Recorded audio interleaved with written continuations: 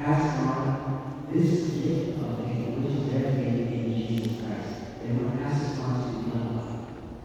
And with the help of the sponsors here, they continue to have this duty and responsibility of bringing Noah up in the Catholic faith.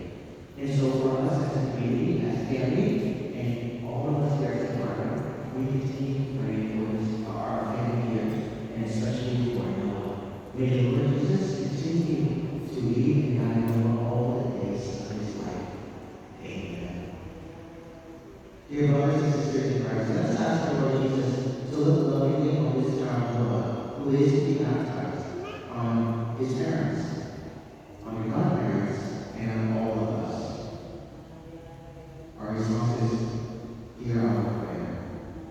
Lord Jesus, by the mercy of your death and resurrection, may this child Noah in life give him